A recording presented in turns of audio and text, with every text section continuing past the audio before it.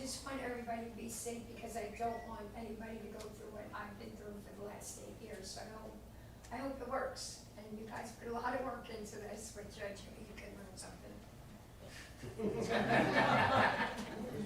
I love my mayor. He's my best friend. Jimmy, I can't do what I do without Mayor Davis because he is, since it happened, he's become like a stepdad to my daughter and really funny. And like Saturday nights at 2 o'clock in the morning, I'll hear my daughter, my now only daughter, laughing. I'm like, who are you talking to this late? The mayor. And it's her and him. He won't take my calls, but she'll take his. So thank you. I love you. I love you all. I feel like I have another family, which it's only me and my daughter, and now I have a room full of family. So thank you so much.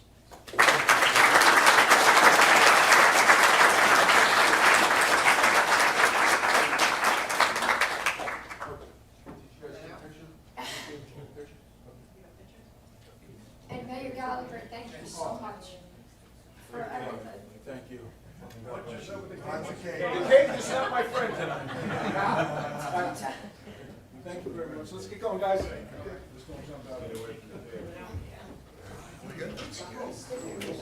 See you tomorrow. Oh.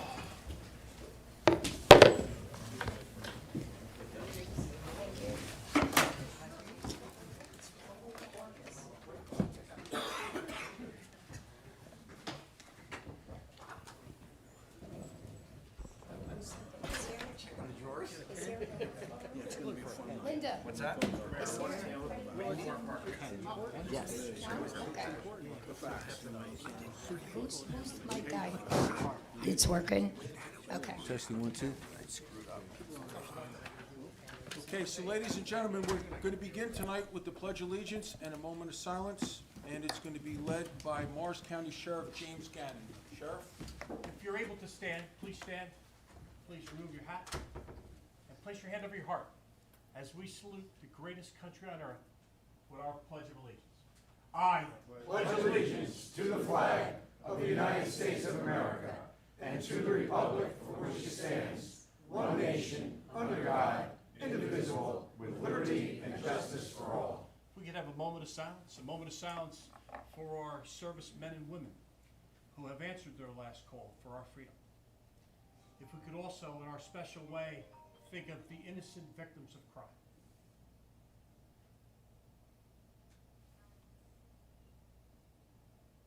God bless them all. Thank you.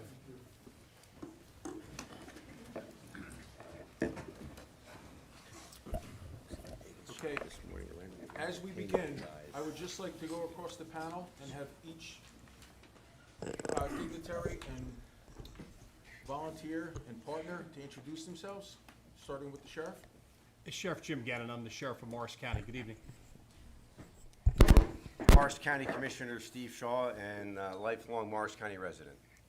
Jack Ambrose, Chief of the Patrol Division for the Morris County Sheriff's Office. Jason Carr, Mayor of Morris Plains, and I'm honored to be up here today. Thank you.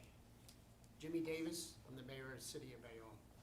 Hanover Township Mayor Tom Ace Gallagher. Your name's Tom? Mark Taylor, Mayor of Florham Park, lifelong resident of Florham Park. Mayor James Barbero, Mayor of Parsippany Troy Hills, lifelong resident of Parsippany Troy Hills. Mayor Tim Doherty, Morristown, New Jersey. Mayor Donna Gariglia, Morris Township. Denise Brennan, Superintendent Recreation, Hanover Township. Thank you. I have a short opening comment, and then I'm going to have the honor of introducing Bayonne Mayor Jimmy Davis. And this has to do with the reason why we're here tonight. The majority of things in our lives are almost designed to allow for a certain percentage of failure. And from that failure, there is usually the opportunity to learn, become more aware of the behavior that led us to fail or fall short. In many of these cases, we will hopefully learn and therefore be much less likely to repeat that failure or the behavior that led us to that failure or serious lapse in judgment. However, there are unfortunately situations, actions, and behaviors in life where we do not get the opportunity to get a second chance or get a do-over. And that is what we believe one of the takeaways of tonight's presentation will be. With this program, we believe it will be made abundantly clear how quickly everything can change, how families can be altered or destroyed forever in a split second, how quickly a seemingly innocent lapse in judgment, or in some cases not such an innocent lapse in judgment, can change everything forever. When bad behavior, mistakes, or serious lapses in judgment hurt or kill beautiful people, there is not an opportunity to hit reset, and from there, explain how bad you feel or the lesson you may have learned by your horrific act. The damage is done. Many lives will never be the same or even close to the same. You will see tonight and hear firsthand how a beautiful family was torn apart due to one person's actions. Pam, please know that your team has now become much stronger by allowing us to become part of it.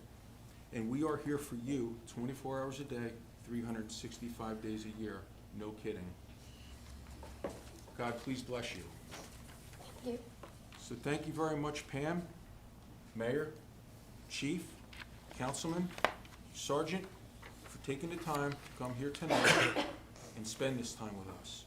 So it is my honor to introduce our esteemed colleague and dear friend, Bayonne Mayor Jimmy Davis, along with his incredible Catch-A-Later team led by founder Pam O'Donnell. Ladies and gentlemen, Bayonne Mayor Jimmy Davis.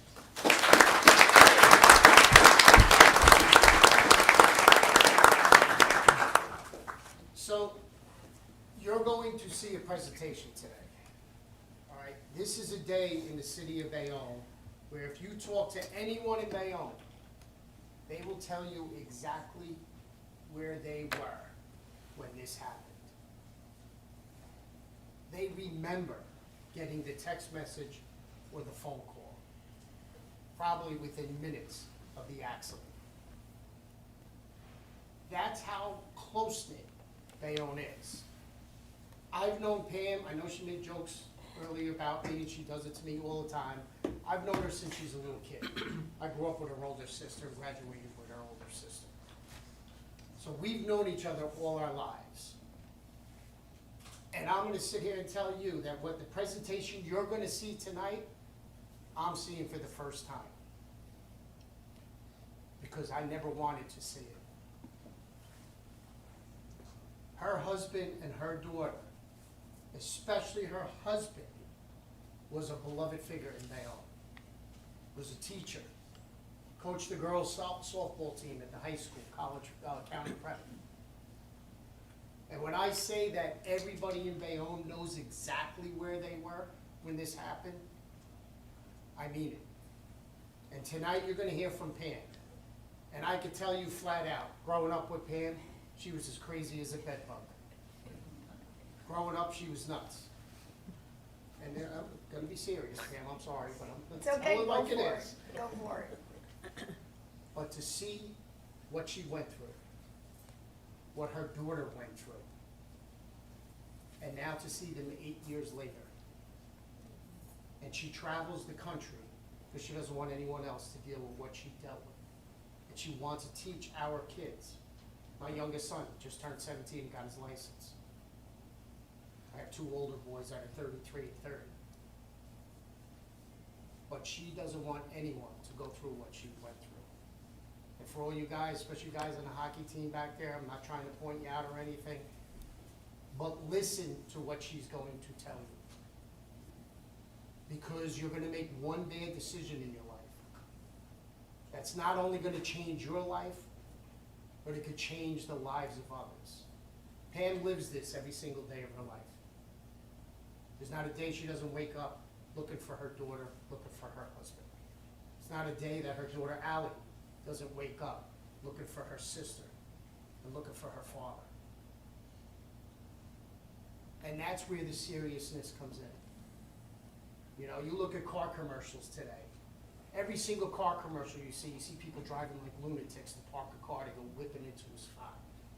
They're making cars with 800 horsepower. For what? You can only do 65, 70 miles an hour on the parkway. I don't know how they're allowed to do that. I don't know how us, as legislators, can't change that. There's computers in every single car that can govern a vehicle that it can't go above 75 miles an hour. Like, why aren't we doing that? Why isn't GM and all of them being held accountable for this? You know, we go after cigarette companies because people choose to smoke a cigarette and get cancer. But these people keep making cars that, for a reason I don't understand. Who wants to spend $400 on a Ferrari because it can go 200 miles an hour? You can't go 200 miles an hour anywhere unless you're going to the racetrack. But we continue to allow it to happen. And every time we see something horrific with an accident, it always has something to do with either distracted driving, impaired driving, or speed. But we're not doing anything about it. Pam is here doing something about it, and she's not even a legislator. And she's been doing this for almost 8 years now. And to see her and know her from when she was a little girl to what she is today, still a pain in the ass. But to see how she's gotten through this is an amazing, amazing feat on her part to be able to get up and tell you the story of what she went through and show the pictures of what happened to her daughter and her husband. And it's the reason why I never wanted to see it, and I'm being truthful with you that this will be the first time that I've ever heard her do her speech and see the photos or whatever. So thank you so much for coming out, and if there's anything I could ever do for anyone, just give me a call at the City of Bayonne. I'm here for you. Thank you.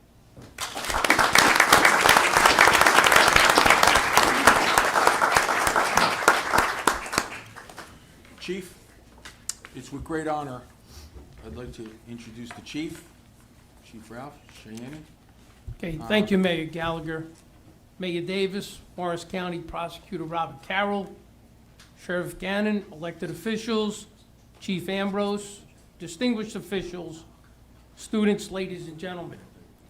It's my honor and privilege to introduce our guest speaker this evening, Pam O'Donnell, chairperson of the Catch You Later Foundation. Pam's journey is one of resilience, advocacy, and unwavering commitment to a cause that touches us all deeply: automobile safety and mental health. Through the Catch You Later Foundation, Pam and her team continue to work tirelessly to educate, raise awareness, and advocate for safer roads, responsible driving practices, and mental health outreach resources. Pam's dedication to this cause extends beyond her foundation's efforts. She has also shared her experience and her expertise and personal experience by lecturing at police academies. And I'd like to point out she is a certified police instructor under the umbrella of the Police Training Commission, which is a branch of the Division of Criminal Justice in Trenton. And she's also a certified instructor for the New Jersey State Police. And she does go down and give this presentation to young men and women aspiring to become state troopers. She continues her lecturing at universities, police departments, colleges, and high schools, imparting her valuable knowledge and experience to diverse audiences. Her message resonates with these audiences as well as government officials at the local, state, and federal levels. Tonight, we have the privilege and opportunity to hear from Pam, who is a beacon of hope and change in the realm of automobile safety, mental health, and traffic law enforcement. Let us listen attentively to understand Pam's message this evening and be inspired by her courage, determination, and unwavering commitment to be an advocate for many. Please join me in welcoming Pam O'Donnell.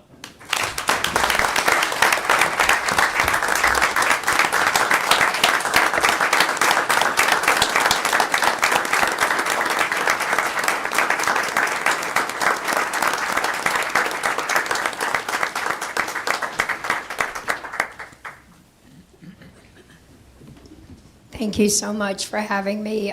Thank you, everybody, for your warm welcome. I feel like I have an extended family, and I'm so grateful for that. But we're going to get started because this really is, I'm really emotional tonight, and I don't know why, because I've done this 1,000 times, but you did it, Ace. You did it. You made me cry. So I'm just gonna do my presentation as if I was at a school. You're gonna see some things you may not like. It may be triggering for some. If you don't feel comfortable, please just get up and walk away. You're not gonna see anything gruesome. I saved that for the recruits and the troopers. But we are gonna talk about distracted and impaired driving awareness from a personal perspective. And I had to put a personal perspective because all you ever see in the paper or on the news is car crash, somebody dies, and that's it. It's like a 2-minute blurb on the news, and it's like, this big of an article in the newspaper, right? You never hear what happens to the families left behind. You never hear what happens during court. You don't hear what happens during the legal battle. And if you do, it's because somebody pleaded guilty to what they did. And normally when you see the word guilty and a plea bargain, it's 5 years.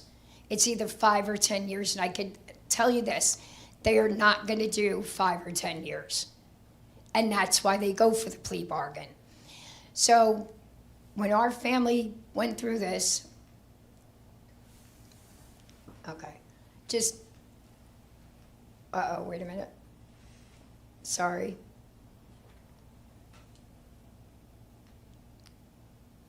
Just to give you a little bit of a background, because this is all it's gonna come full circle. It's not about cancer. 2014, I was diagnosed with brain cancer, nasopharyngeal carcinoma. It was pressing up against my brain.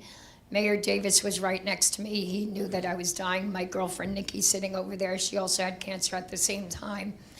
I had brain cancer. I lost a year, the year of 2014, with my 3- and 4-year-old daughter, my 3-year-old Bridget, my 4-year-old daughter, Allie.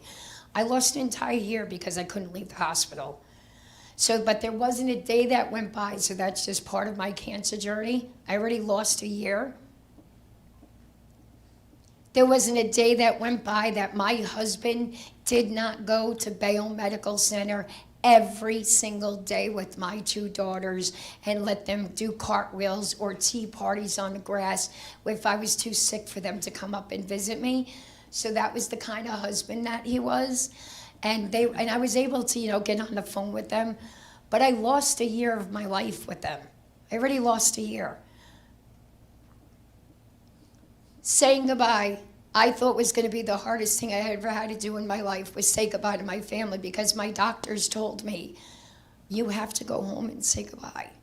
You have to say goodbye to your daughters. And on 4 different occasions in 2014, my 2 little girls, Allie and Bridie, got into the hospital bed and said goodbye. And we explained to them that it's going to be Bridget, Allie, and Daddy. Bad, the bad tour. Mommy's not going to be here anymore. So I was supposed to die. I'm not supposed to be here doing this. But people of faith have a way of saying, God had a bigger purpose for you, and maybe this is it. I am not supposed to be here. December 10th, miraculously, my doctor calls me up. My oncologist says to me, you're cancer-free. What?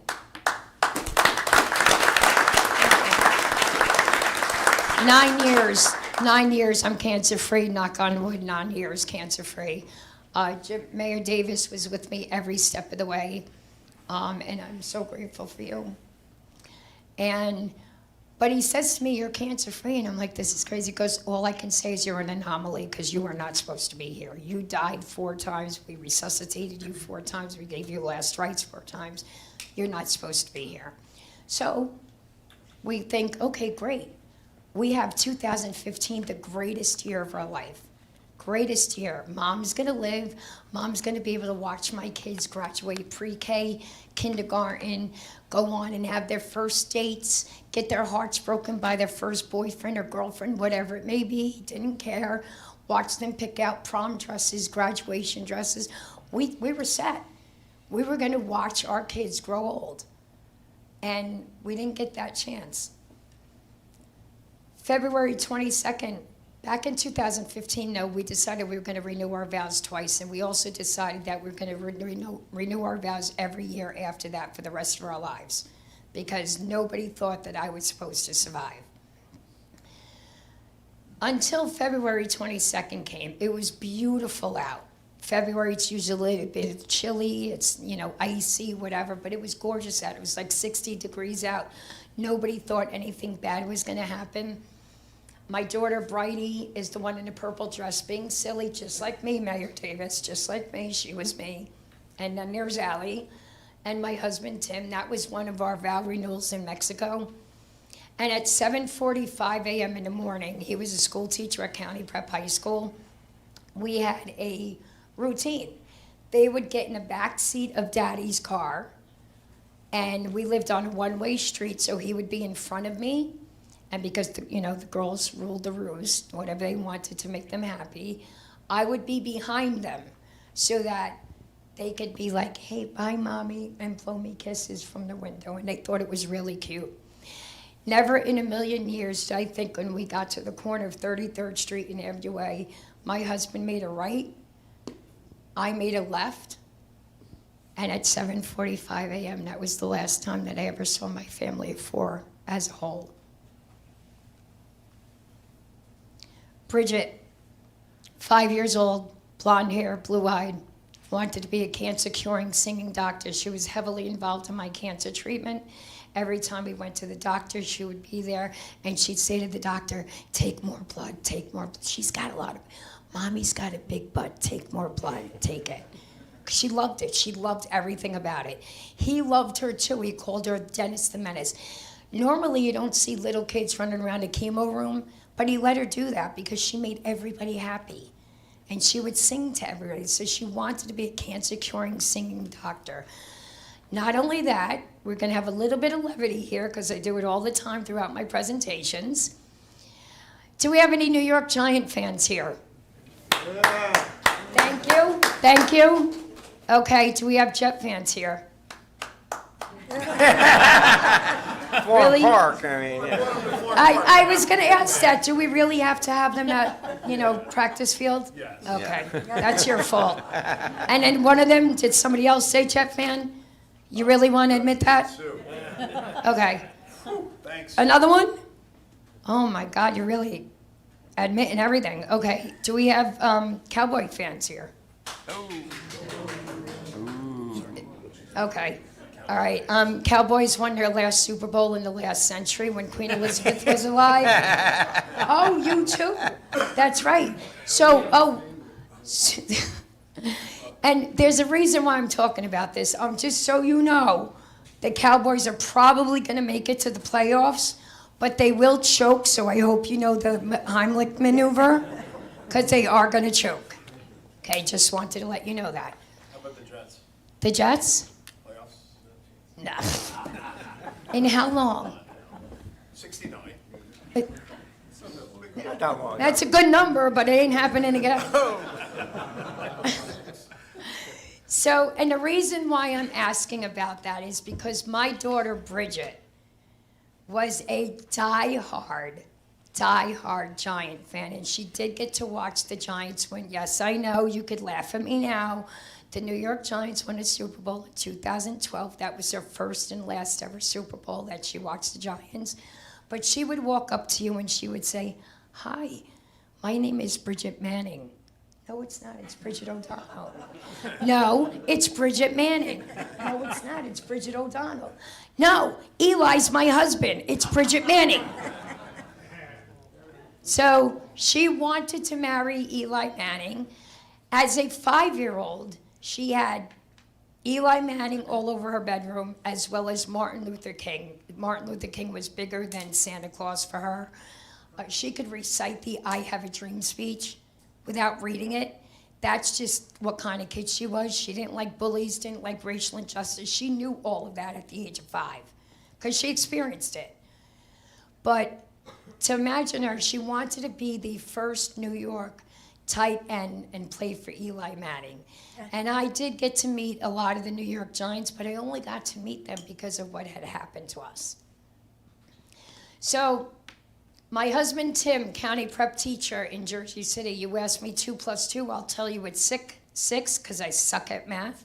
He did calculus, math, like all that smart stuff. Didn't know, I don't know why he married me because I'm such a ditz. I don't know. Mayor Davis, please be quiet. But he was the kind of teacher everybody would want for their students, for your kids. There was a 16-year-old girl that was pregnant, and her mom was dying of breast cancer. Had her mom died, she was going into the foster system with a newborn baby. And my husband came home to me as the teacher and said, you know what if we took her in? Would that be okay with you? I said, if that's what you want to do, make sure she doesn't go into the foster system, go to the Board of Ed, get a lawyer, do it legally, whatever we have to do. And yes, she's more than welcome in our home with her newborn baby. That's the teacher he was, because he cared so much about everybody getting their education. He taught math and science, but if you needed help with English, he'd stay at the library with you, and with your students, with your sons and daughters, till 6, 7 o'clock at night to make sure that they got a good grade. That's just the kind of guy he was. There wasn't anybody that could say anything bad about him. Softball coach, 2-time softball coach of the year, still holds that record for 2 separate teams. That's in Catholic and County Prep. And he had to, that day, Bayonne only had half-day pre-K, so Bridget was in pre-K on her 99th day of pre-K. And my husband had to come back and pick her up from County Prep in Jersey City and drive her back to County Prep so she could be part of the daycare center. And when she got there at 12:30 in the afternoon, she called me up, very excited. Mommy, Mommy, Mommy, you'll never guess what happened. What happened, Brady? Mommy, I learned the letter P today. So at that age, you remember like kids now, they dress up for the 100th day of school? I still have her costume. She never got to wear it. And at 12:30, she called me to tell me she was on her 99th day of school. She learned the letter P, and their homework assignment was either draw something of the letter that they learned, color something. And she said, Mom, can you please just print a picture out of yourself? Because why? She said, because P represents Pam, my mom. And I said, I'd be honored to do that for you, Bridie. Sure, I'll do that. And she said to me, thank you, Mama. I love you. Bye-bye. Click. And those were the last words I ever heard my daughter say to me, was tell me how much she loved me. And thank you for printing out a picture of me. That was it. 319. That's the same picture you saw earlier of the 4 of us at our vow renewal in Mexico. 2 are ghosted. 2 are gone. My husband and Eli Manning's wife.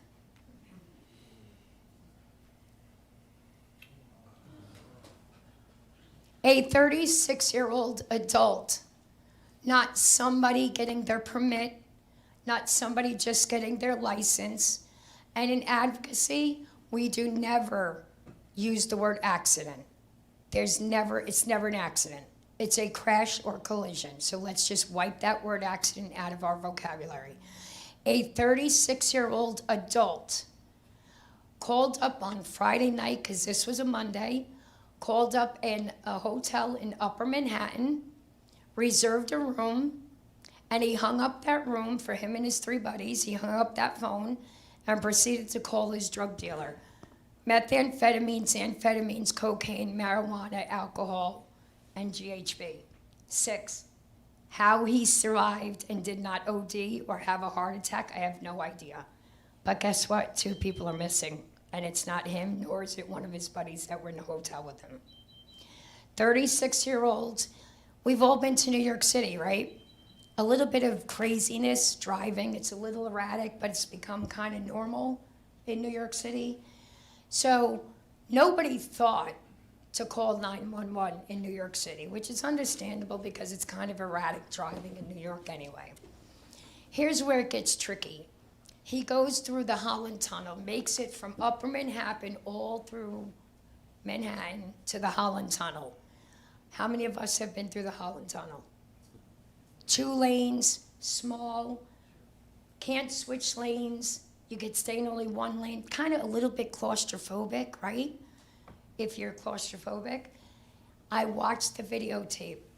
It was as if he was leading the parade because he was going down the center lane of the Holland Tunnel, the center lane. So nobody could pass him because he was blocking everything. He was in half and half the lanes. But I could tell you this, he started to bounce like a snake, bounce off the walls of the Holland Tunnel. So when I go to New York and do presentations, and I go through the Holland Tunnel, which took a long time for me to get through that Holland Tunnel, I could count every mark, because those marks are still on the wall.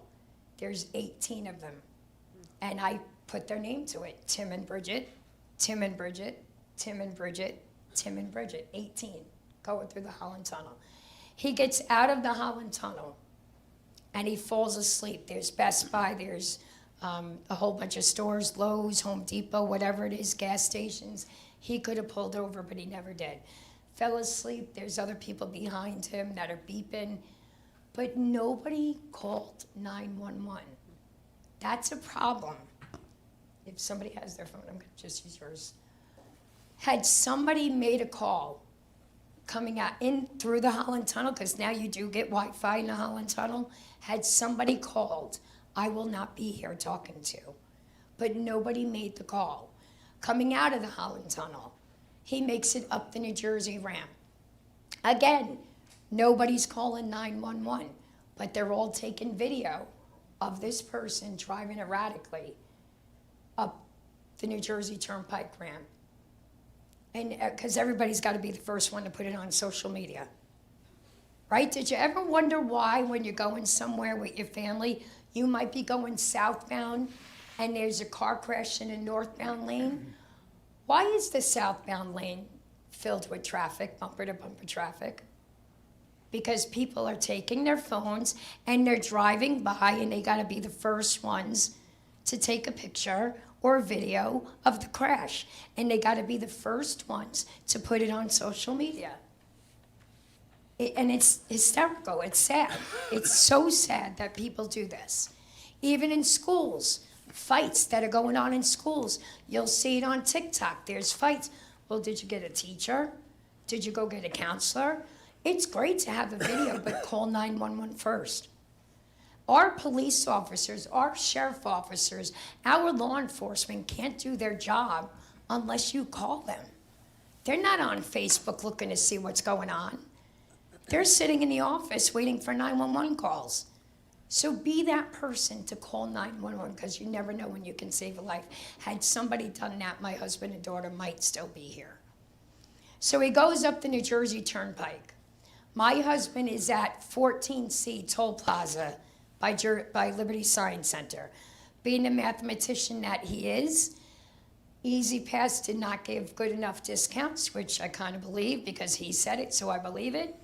So he was doing 0 miles an hour because his hand was out the window taking the ticket. So his car was stopped. And this 36-year-old adult, high on drugs, going home, and he was going to Hamilton, New Jersey, which is down in Trenton off the border of Philly.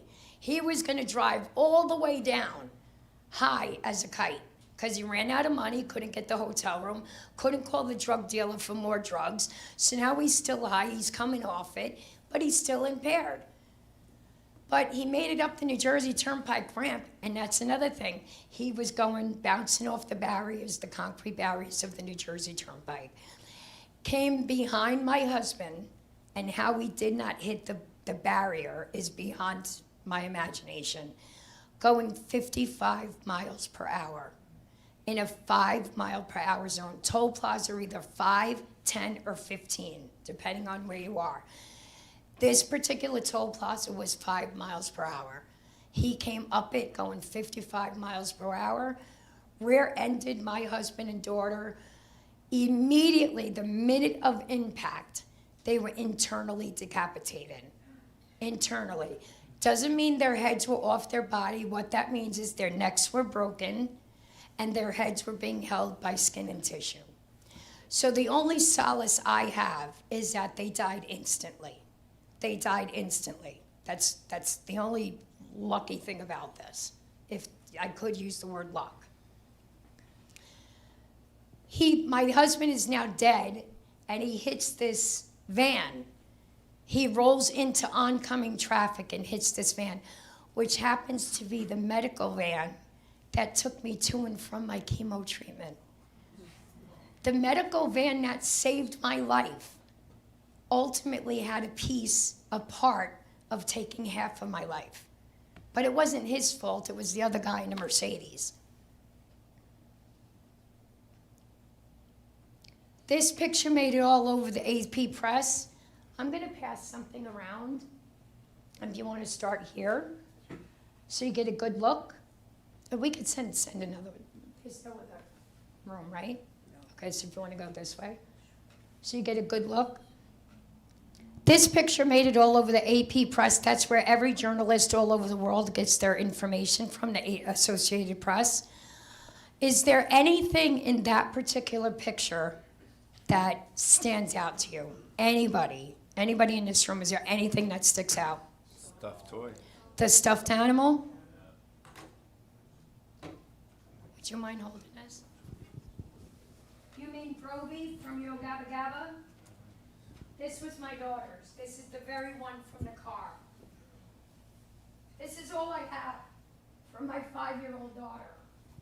8 years out of this, on the very back, there's a slight stain that's now faded out. It's faded. But what is it? Yeah, it's my daughter's blood. This is all I have of my 5-year-old little girl. Because a 36-year-old adult decided that it was okay, that he was gonna drive impaired. And if there's a possibility something bad is gonna happen, it's gonna happen. And it sure did happen. This is all I have. In the front seat, there's a little orange circle. My daughter's sippy cup. And I know exactly what she was doing, and I know exactly what she was singing while she had it. 8 years later, it was filled with chocolate milk. But now it's mildew, it's sandy, it smells. I will never wash this. Now, don't think I'm crazy. Mr. Davis, please be quiet. I will not wash this. My daughter and I have been in intense therapy. I can't wash this out because if I wash this, then I feel like I'm washing my daughter away and she was never here. So this will stay like this until the day I die, and I will probably be buried with it. This is all I have. A sippy cup and a stuffed animal. That's all I have. Because a 36-year-old adult, and it happens far too many times. My husband's underneath that white sheet. If you guys looking at the picture that's going around, where would my daughter be? Where should she be? Back seat, right. Do you see a back seat? Nope, there's no back seat. That happened at 3:19. At 4:01, I get a phone call from Jersey City Medical Center. Are you Pam O'Donnell? Yes, I am. Are you related to Tim O'Donnell? Yes, I am. Stay right where you are. Why? We're sending detectives to come and pick you up. For what? What are you talking about? Tell me what's going on. I'm sorry, ma'am, I can't do that. Oh, no, I'm from Bayonne. I'm from Hudson County. Tell me what the hell is going on. I can't do that. I can't tell you what's going on. Just stay where you are. We're sending it's never good when detectives come knock on your door. It's never good when police are calling your house. So detectives come and pick me up. But then I thought, she said to me, she talked about my husband. And I said, wait a minute. If you're not going to put my husband on the phone, then put my 5-year-old on the phone. She's well-spoken, she's smart, she can talk to me. And I heard the woman on the phone go, you have kids? Yes, I have kids. Why are you asking me that? I have one in Bayonne at school, and one is with my husband. And I heard her. I heard the breathing, the heavy breathing. What she should have done was put me on hold, mute, said, I'll call you back, and she didn't do any of that. And that's when I realized, 41 minutes later, I realized something really bad happened. I heard her radio back to the crash site and say, you better check that car again, there's a baby in the car. My daughter was in the back seat of that car for 41 minutes and nobody knew it. But we already know she was dead. She was dead, but they didn't know she was in the car because she was crushed. There's no back seat. She was decapitated internally. And then there were people that were taking pictures of my husband before they put the sheet on him. And then when they realized that, you know, now they know they got to look through the car again to find this little girl. And they get her out. They got her out, and she's still in a car seat. She's slumped over, and she's bleeding profusely, and nobody knows why. The seatbelt went right through her. The seatbelt cut her in half. Now, when I go and do police academies, the state trooper academies, I actually do use those photos because that's what they're going to see. When a sheriff or a cop runs up on a scene, that's what they're going to see. They're going to see somebody shot in the head and brains all over the place. They're going to see little girls or little boys in a car crash. But I won't use those photos for something like this or high schools. So just know that. I only use that for the proper authorities. My little daughter was 5 years old and she was cut in half because a 36-year-old adult made the choice to do drugs and drive. 100% preventable. And when I say 100% preventable, texting and driving, drugs and driving, drinking and driving, putting on your makeup and driving, eating a Big Mac, taking a sip of coffee, anything that takes your eyes off the road is a distraction. Your only thing is to have two hands on the wheel and drive. The focus is to get home to your loved ones. He was trying to, but he took my family out. That's my husband. I let my daughter pick everything that he wore in his coffin, and that was all his softball stuff. My blonde hair, blue-eyed giants, lover, cancer curing, singing doctor, clown. That was her Christmas dress she just wore a month and a half before, and my 6-year-old daughter picked it out. Nobody should ever. It defies the laws of nature to bury a child.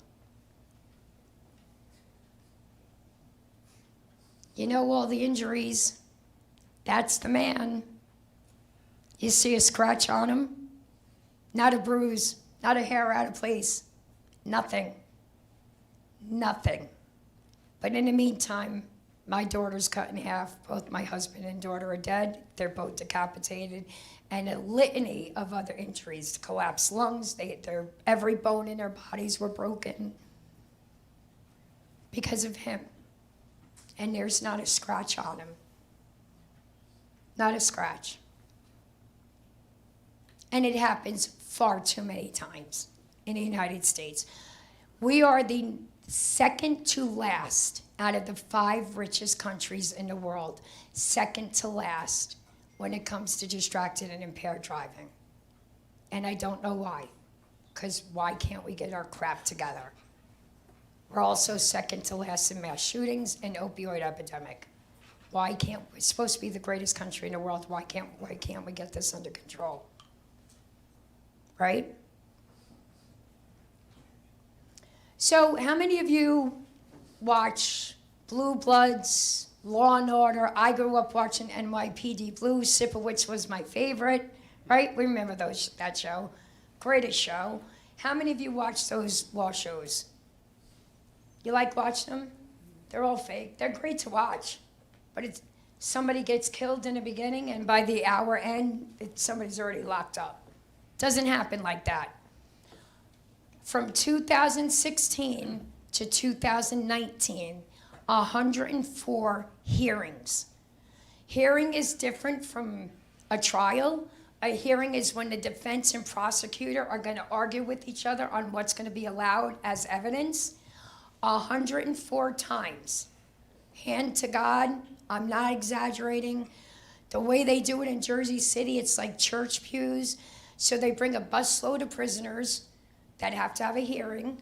They bring them in, they sit right in the first row. And 104 times, and I'm gonna use you as an example because you're sitting right there, plus you're cute and you're Nick and I know you. 104 times, but you were facing that way. This is how close I was to the man that killed my family. I could literally put my hands on his neck and kill him if I wanted to.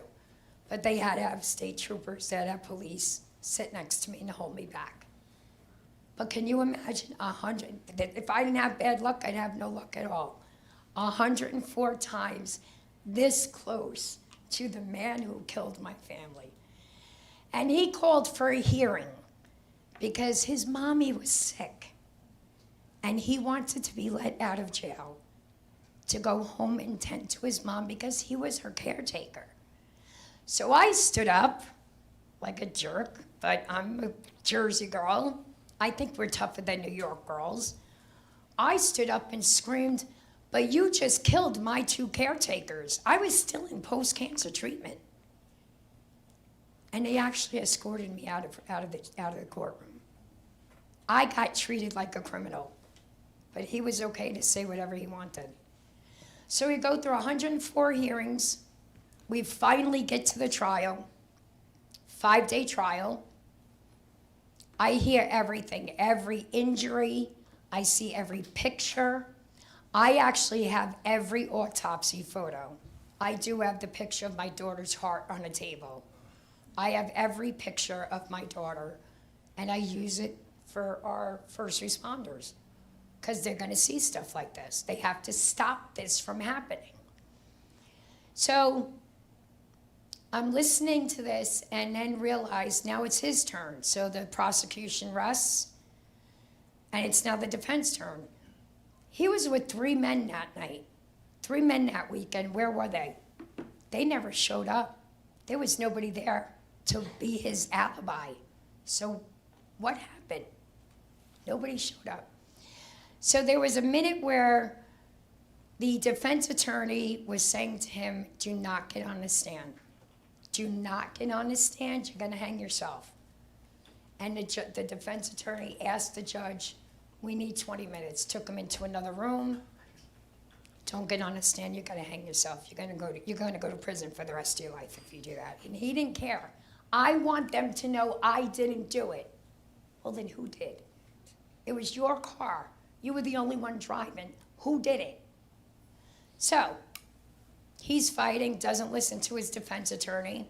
He gets on the stand, and as he's staring at me, like you're looking at me, and I'm looking at you, and he starts doing, and he starts doing this. And he's like, then he blurts out, "Your husband was so big, I don't understand why he didn't cushion the blow." Okay. All right, this is how it's gonna go? All right, get ready, buddy. Get ready. So his testimony was, which I still can't believe to this day, he was driving and there was a Visine bottle on his passenger seat, along with a shoebox full of drugs, needles and everything else. But there was a Visine. We all know what Visine is. Visine is a little bottle, but you can't, if you turn it upside down, nothing's coming out because you have to squeeze it. Well, he was just thinking, well, I'm gonna drive, and I don't know what's in this Visine. Well, it says Visine, and it should be Visine. No, well, he had to smell it. And that's when he must have hit a bump, and the Visine spilled on his shirt. And that's where all the drugs got into his blood system. That was his testimony. That's how the methamphetamine got into his system, the GHB, the marijuana, the cocaine, all because a Visine bottle slipped and spilled all over him. To put it in your eye, you have to squeeze it to get one drop out of it. So we knew he lied. And he went with it. He was cocky. He laughed at us. Thought it was funny. Got very loud with the judge. She didn't like that too much. So we were lucky. We found he was facing 65 years. We found him guilty. The 12 jurors laughed at him, knew he was lying. From the minute we saw them, we knew that it was going to go our way. So they convicted him on 2 counts of vehicular homicide, reckless driving, 2 counts of aggravated manslaughter, 2 counts of drug possession. He was facing 65 years. When something like that, and we were considered lucky because it wasn't a plea deal. It wasn't 5 years. But the prosecutor and the judge, I guess, talked, and the prosecutor warned me. He said, I think we're looking about 40 years, which was still good with me because it wasn't 5. It was still better than what you see on the news, better than what you see in the newspaper, right? So he gets sentenced to 37 years. But in this country, when you get convicted, you get an automatic appeal if you take it. I know some people that are through advocacy. I know some criminals that are now going out and doing what I do. They take responsibility for what they did, and they didn't appeal. But he appealed, and it was in 2022, 6 years later, that I just got done doing a trooper recruit class, and my phone rings, and it says prosecutor, and I said, oh crap, this is the call. This is the call we're waiting for. And I open up the phone, get on the phone, and it's the prosecutor, and he goes, Pam, Prosecutor Hernandez here. I said, yeah, I know, you're on my phone. He won. What do you mean he won? He appealed it, and he won one of his appeals. He appealed 3 things. One was, I'm 37 years is too much. I shouldn't be in prison for 37 years. Sorry, I killed an entire family, but I'm not supposed to do 37 years. Luckily, the appellate court laughed at that, threw that out. The other one was, he appealed that these state troopers that had him in hospital the day of the crash. Oh, we're gonna take a quick break here. Our friend Bill Spadea came in. You wanna come up? I didn't mean to interrupt. You come on up. The end of your story. So I'm happy. It's up to, Sure. we're gonna take a quick break. We're still at the appeal, so let's remember that. Thank you. It's good to see you. I'm good, how are you? Give her a round of applause. Right? Takes a lot of strength and courage. And I want to thank the mayors for inviting me back. Thank you. It's powerful stuff when we think about what we go through as a society. And when you lose people so close to you, it's something that is so preventable. It's hard to wrap your head around it. And for those of you who don't know me, I'm Bill Spadea. I host a morning show on New Jersey 101.5. I've got the largest audience in the state, about 1.5 million people, and I run an organization called the Common Sense Club. And one of the things that we use the power of the mic for is to spread the word to communities and families that, number one, you're not alone, and you don't have to suffer in silence. But so many things in our world are preventable. So many things. You know, I spend a lot of time speaking to addiction recovery groups and suicide prevention groups and veteran groups who are suffering with mental health issues.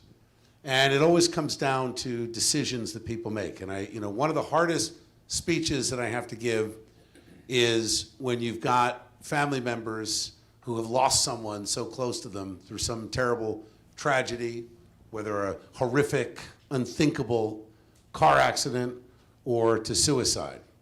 And we say, what's happened in our society where we've gone so far off the rails, where there are so many people that have so little regard for themselves and for others that these horrible things keep happening.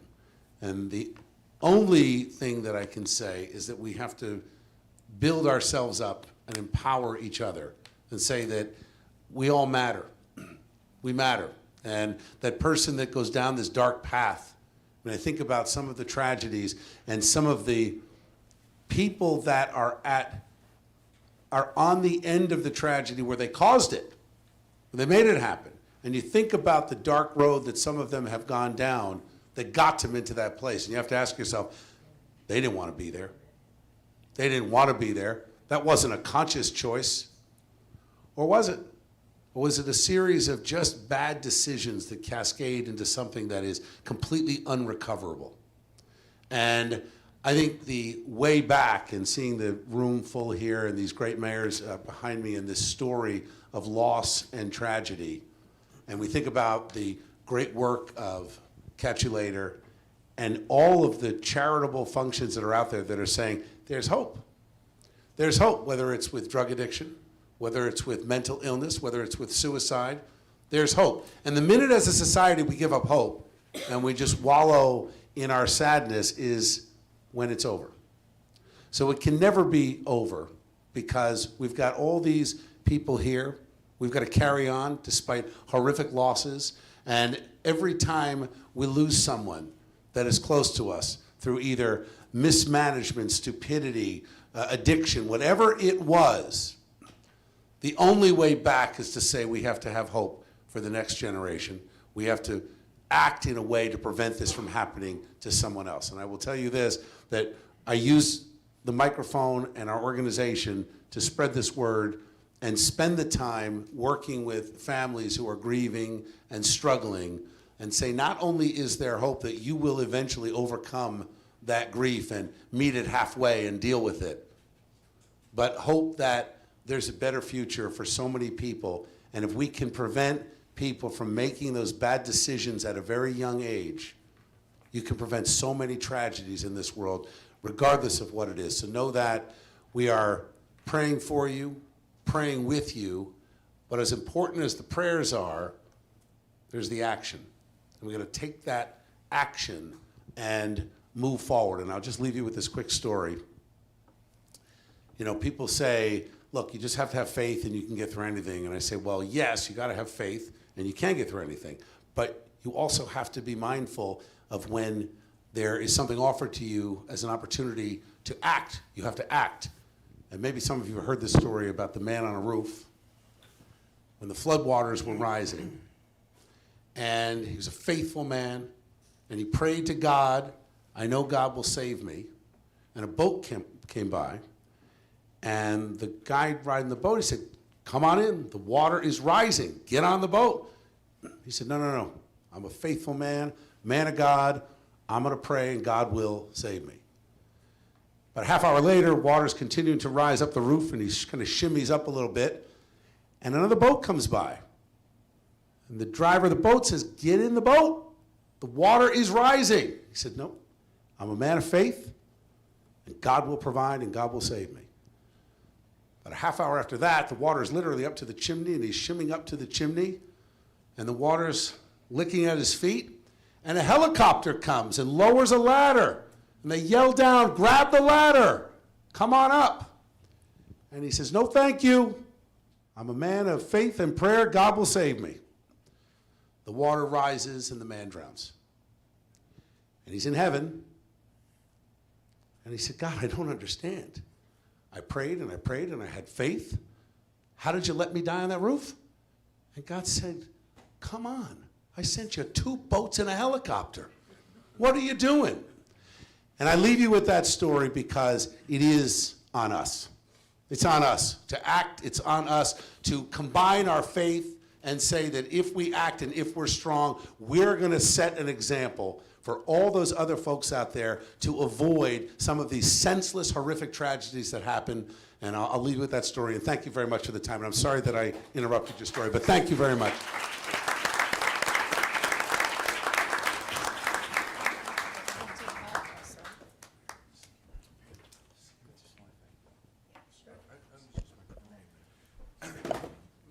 He's wrecking the joint. Have faith. He didn't knock my name over. Hey, watch it, Bill. We got the sheriff over. We got Morris County Sheriff over here. Watch out the damage. Watch out for the damage. Hey, I just want to take a moment to thank Bill.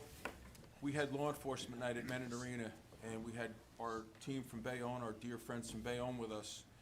And Bill said to me, I'm going down to Bayonne next weekend. And I said, oh, what are you going down to Bayonne for? And he said, I'm going down to meet Pam O'Donnell. I'm friends with Pam and I know a little bit about our foundation. Bill told me about the foundation. And I said, hey, I'll tag along. I always love to go down to Bayonne. I don't need an excuse, but I said, I'll meet you down there. We went down there. I met Pam that night. We presented her with a 200 Club of Morris County jacket, which looked very good on you. We took a picture and shared it with the entire organization, Pam. No, Sorry. But to make a long story short, Bill, if it wasn't for you coming to law enforcement night, telling me you were going to Bayonne to meet with Pam and support Pam, this wouldn't have happened. These new partners would not be here now. And like I said, and I've talked to the chief quite a bit, we are not only hosting an event, a one and done. We're looking to be ambassadors, to do everything we could to get this message out to as many people as possible. And you do have an incredible opportunity with the power of the mic. New Jersey 101.5, 6 a.m. to 10 a.m. You'll hear Mark Taylor on there at least once a week. And he texts us when he's going to be on. But hey, I just wanted to thank you for introducing us to Pam. And thank you. Thank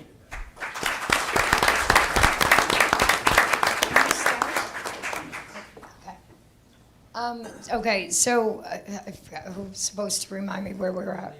The appeal. Okay, so the appeal. So I get the phone call that he won the appeal, and one of the appeals was that the state troopers gave him legal advice, and that's not true because they were wearing their cameras. And when he was in the hospital, what he said to them was, do you think I need a lawyer? And the state trooper said, if you think you need a lawyer, get a lawyer. If you don't think you need a lawyer, don't get a lawyer. And that's exactly what they were supposed to answer. Exactly. He appealed that they gave him legal advice. It's not true, so the appellate court threw that out. The last one that he actually won on, do we have a prosecutor here? Mm-hmm. Who's the prosecutor? Okay, so, which I'm a little confused about. So the last one was the judge, he was convicted and charged with vehicular homicide, reckless driving, aggravated manslaughter, drug possession. He was convicted on all that, he was charged with all that. The judge gave the jury the direction on this is what he's convicted on. He won the appeal because they felt the judge should have given the jury a second option. Like, what lower option could there have been after that?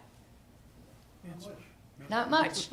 So that's the appeal that he won, that the jury was not given it. It was one and done, that's it, not a second option. So he won that. So now just imagine 6 years. I still am in post-cancer treatment. I go every week. I still have my port in. I can't tell my daughter if I have a headache, because if I have a headache, she thinks the brain cancer is back. 6 years, this man has held us hostage. And now we find out he wins an appeal. So now we have to figure out, what are we going to do? We got to start this all over again. Either we're going to go to trial again and possibly get 12 dumb jurors that are going to say innocent and he walks out, or they're going to say guilty, time served because he's already been in prison for 6 years, or we're going to do a plea bargain. So I had to sit down with certain people, Mayor Davis being one of them, my chief of police, Geisler in Bayonne, sit down with my inner circle, my friend Nikki, sit down with certain people and talk about what are we going to do. I'm from Jersey. I want to fight. I'm not letting this guy go. But for my family, for my now only daughter and her sanity, we had to make a decision. If we go to trial, he could be found innocent and he walks out that door and that's it, and it's over. We go to trial, he's convicted, and then it's again, another round robin. Gets another possible appeal. He gets to appeal it. And this could be an ongoing thing for the rest of my life. So we had a conversation with the defense attorney and the prosecutor. And it's a real big decision that you have to sit down and think about. Like, I already lost half my family. I don't need this. I don't need this. My daughter, there's something that happened which we're going to get into. So we decided, and I said to the defense attorney, I said, if you come to me and you say to me, he will plead guilty to 5 years, I'm going to say, simple as that. Simple as, don't mean to be rude or crude, but this is real life. I'm not doing it. I'm going to go to trial then. If you're going to come to me with 5 years, you're out of your mind. We decided we were going to shave 3 years off his sentence. So it went from 37 to 34. And I had to do that because I needed sanity and peace in my life and my daughter's life. Which still, in being a prosecutor, you know, it's always plea bargains, 5 years, 10 years, whatever it may be. We only took 3 years off. And when I did my very first class at Hudson County Academy for the police recruits, one of the recruits was actually one of the prison state corrections officers. And he asked him if he could speak to me after class. And he said, listen, I want you to know, he's not doing good. He's a troublemaker. Nobody likes him. He's always getting his butt kicked. He's sick. He's dying. He's not coming out of jail. He's not coming out of prison. So at 34 years, I thought, okay, it's over. We're done. I will never have to call up Mayor Davis and say, Mayor, come with me to court, or Councilman Booker, or Richie Kilmer, or Ralph, please come and sit with me to court, or my friend Nikki, because it's done and it's over. His first parole board hearing will be 29 years from now. I may not be here, but my daughter will, and she's going to have to take this fight over. So in that aspect, I think we won. Because he's not coming out. He's dying, he's sick. We don't know what he's sick of, but he's sick. So he's done. We're done with him. So that we're gonna get into some other stuff. As of May 28th, and it went up today at 10 o'clock, I just didn't change the stats.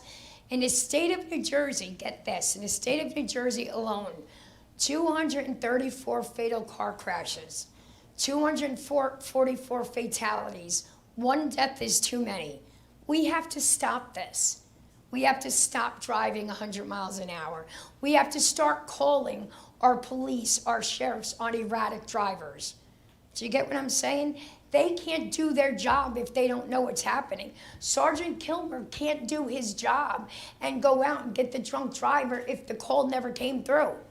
If somebody just had their phone and took a picture of it. Big deal. For those with teens, parents with teens, we have some teens here in the room. How many of you teens, the hockey players, how many of you have your licenses? 1?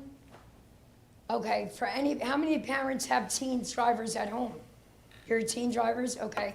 I need you, did you know Memorial Day to Labor Day is the 100 deadliest days for teen drivers?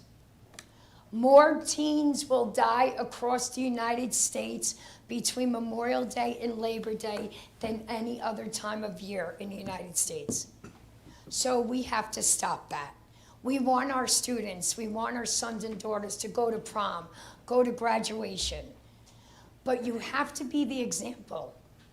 If you, the parents, are the ones that are texting and driving, using a handheld device in the state of New Jersey is illegal. So if you're using your phone and you're driving, guess what? Your drivers, your people in the back, your kids, they're going to do exactly what you do. So be the example. The #1 distraction for teen drivers is their passengers. So make sure when you give them the keys to your car, you know who they're with in the car. And you tell them, give your passenger the phone. And if you know they're driving, don't call them. Because chances are they're going to pick it up and say, Mom, I'm on my way. Do you understand? Would any of you close your eyes for 4.6 seconds and drive a car, a weapon of mass destruction, I call it, and drive 55 miles per hour? Would you do it with your eyes closed? Well, that's how long it takes, 4.6 seconds, when you hear the ping of your phone and you're driving and you're looking at it and you're looking for your phone to pick it up, right? 4.6 seconds, you've already driven 100 yards. That's the length of a football field. Anything could happen. Anything. Go through a red light. A little old lady crossing the street with her walker. A ball comes out of 2 parked cars. What comes out after a ball? A kid. You think you're ready to, if you're texting and driving or doing anything other than driving, you're going to hit that kid. And you're going to destroy somebody's life. The World Health Organization estimates that 1.36 million people die and as many as 50 million people are injured on the world's road year after year. Around the world, and I've already been talking for an hour maybe, every 24 seconds around the world, somebody is killed in a 100% preventable car crash. So whoever's the mathematician in here, figure it out. How long I've been talking, and every 24 seconds somebody died. National Safety Council. I am a member of the National Safety Council. In 2020, what were we doing? COVID, quarantine, right? We didn't want, advocates like myself, didn't want people sick. We didn't want anybody to die, but we thought with the quarantine and COVID, we thought the one good thing that was gonna happen out of this was car crashes were gonna go down. Because kids were not going to school, they were doing homeschool on Zoom. Parents are home working, they're not in their cars. Nope, we were sadly wrong. Wrong. We were all so disappointed to find out in 2020, it actually increased 8%. Because we had morons out there thinking, well, nobody's on the road, so I'm gonna be okay and I'm gonna drive 100 miles an hour down a turnpike. I'm going to drive 120 miles an hour down 287. And coincidentally, during COVID, what else went up? Alcohol sales.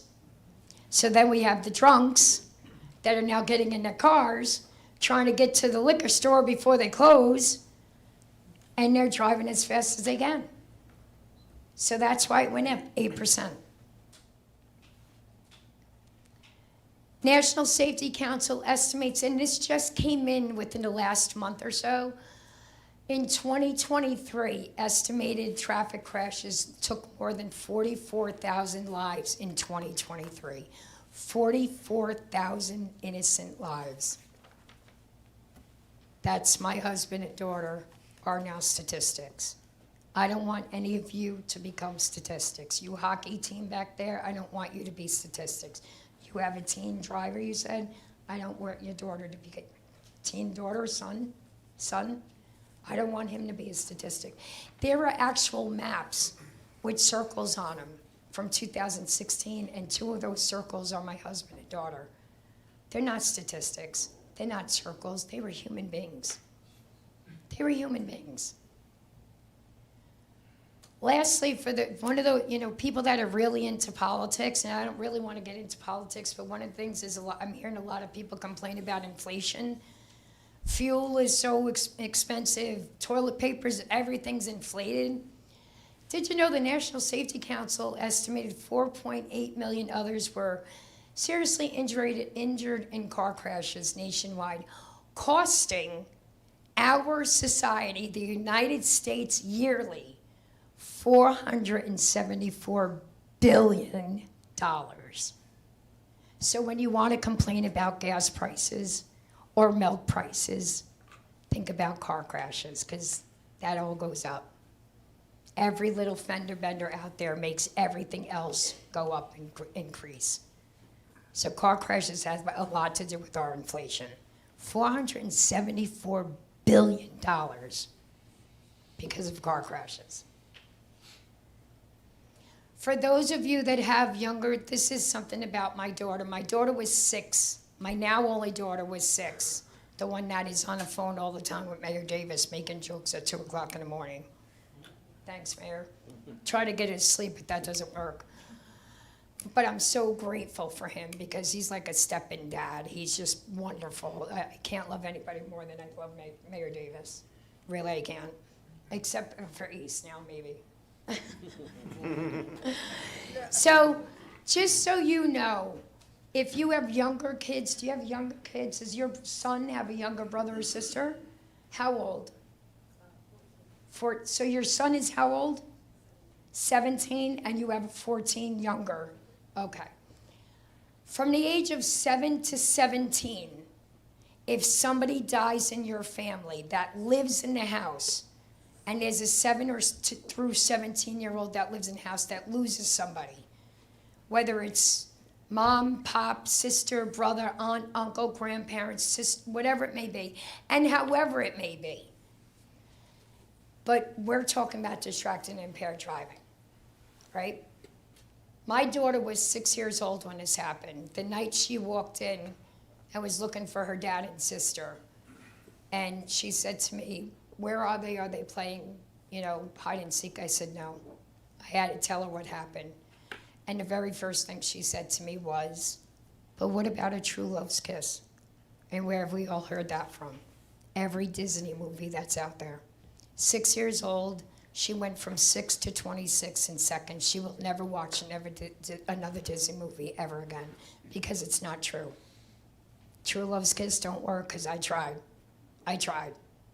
I held my daughter in the hospital and sang a lullaby to her for 3 hours, and she never woke up. She was dead.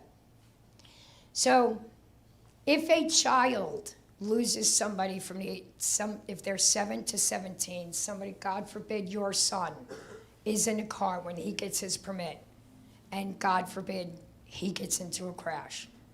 Your younger son or daughter, okay, this is going to be your son's legacy. And I'm just using you as an example because you let me have the information. Your younger daughter is 5 times more likely to commit suicide. 9 times more likely to drop out of school. 10 times more likely to have drug problems. 20 times more likely to engage in behavioral issues. So if your son is going to do something wrong behind the wheel, that's going to be being a parent is hard enough, right? Can we all agree being a parent is the hardest job? Right? We all agree? But my job just got harder because I have to go through all these statistics. 5 times more likely to commit suicide.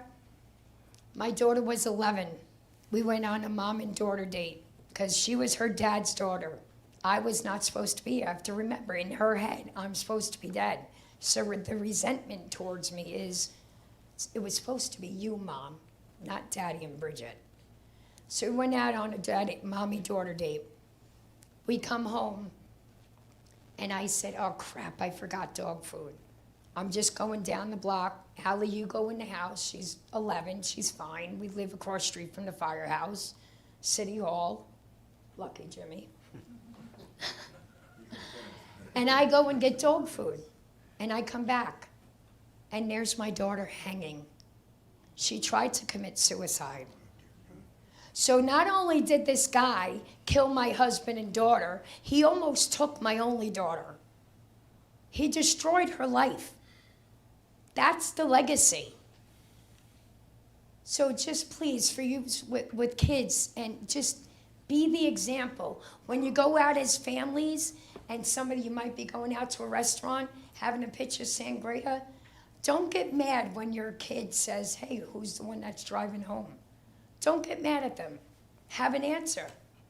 Have a designated driver. So please don't get mad at your kids. If I get them in a school, I tell them, you have the right to tell your parents, "I'm not getting in a car with you because you were drinking." So don't get mad at them. Let's try to save a life. Fast forward. Oh, wait a minute. This is confusing me because it's not mine. Fast forward, we went through the plea bargain already and the overturn of the conviction.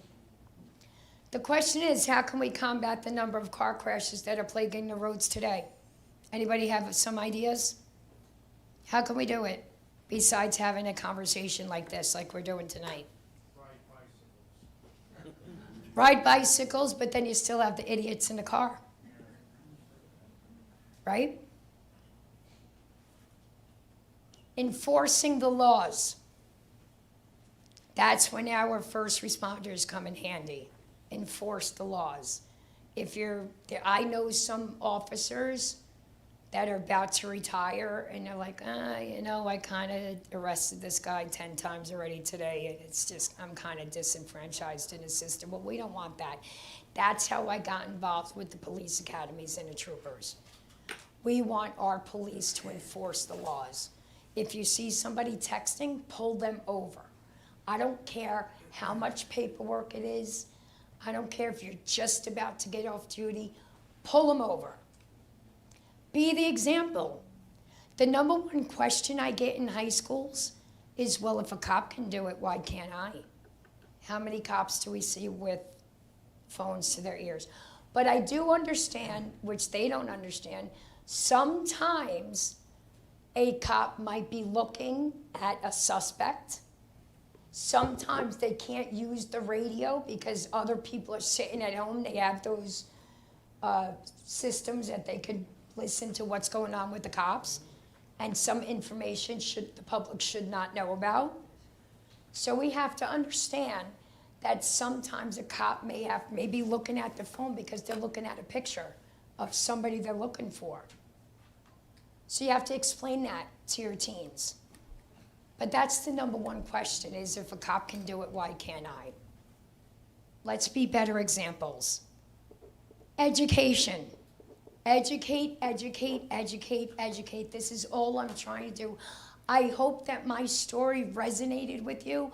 I hope I educated you a little bit, because that's all I want. I don't want any one of you to be me. I don't want you to lose your family. I don't want you to have the legacy that I have, or deal with my daughter that's gone through extreme intense therapy over the last 8 years. So educate. My husband, before he died as a school teacher, one of the things he was big on was the kitchen table. What's missing in society is the kitchen table. Let's have that kitchen table conversation every Sunday. Remember, Sunday was always Italian night, right? Well, I guess, I know for Italians, there was always spaghetti. But let's have those kitchen table conversations again and just talk with your loved ones, talk with your family members. To understand, the kitchen table is what's missing. I know there's soccer, there's road games, there's baseball games, but take the time as a family to have a conversation about important issues. Because I would hate to find out that I came here tonight, you did all of this for me, and then to find out somebody in this room lost somebody tomorrow or over the weekend. It would kill me, because then I'd feel like a failure. And I don't want to, I feel like a failure already because it was supposed to be me that died. I will forever live with that survivor's guilt. And I don't want that to happen to anybody. So don't let the people you make the memories with become the memories. Be the change you wish to see. If you don't like something, change it. Don't go on Facebook and complain and bitch about it. The police officers are not watching Facebook. Go to your city council members. Go talk to them. Go talk to your mayors. If there's a concern you have, make an appointment. Talk about it. It's as simple as having a conversation. That's it. Don't become memories. You and him, boyfriend and girlfriend, don't become memories. Have a good time. Make memories. Don't you become her memory by doing something stupid. You don't become his memory by doing something stupid. Got it?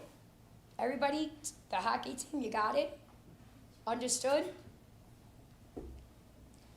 I thank you all for listening to me. I'm going to end it at that. That's my information if you wanted to take a picture. We are a nonprofit. We do have buckets out there for donations. I am willing to go to your home. If you are a coach, baseball, basketball, anything, and you just need somebody to talk to your kids to make better choices, call me. I'll do it. I'll come out. I go across the country, so I have no problem coming up this way. Thank you so much for listening. I pray to God that you got something out of it. Do not become a statistic. To all of you, thank you so much for everything that you've done and having me here at the Ace. I don't know. Jimmy, you're out. Ace is in. It's the hair, it's the hair.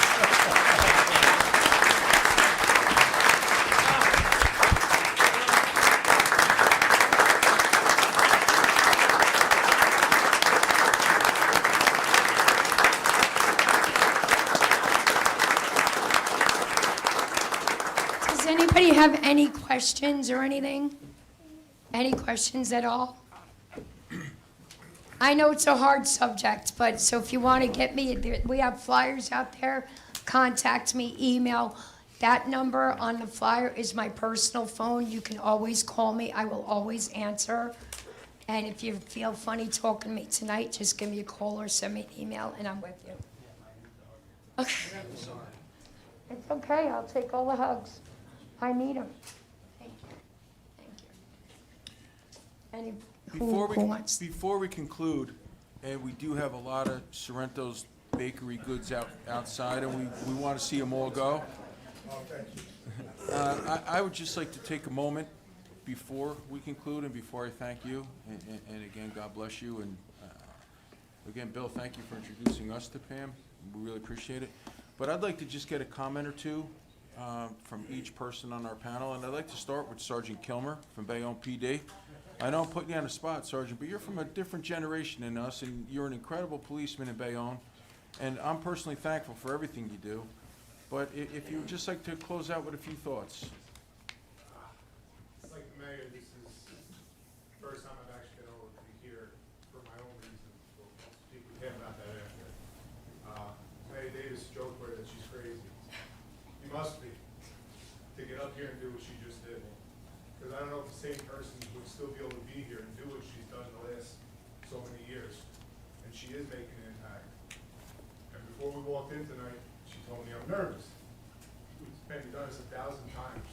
You're gonna be fine. And I'm very proud to know her and actually be here and watch it. And this is gonna be a national program.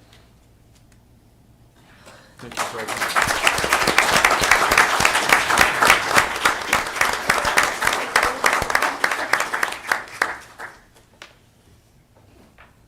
Councilman Booker, it's an honor to have you here, and I want to thank you for allowing Pam to use your phone as a prop a couple times during the presentation. I won't get rid of my phone now.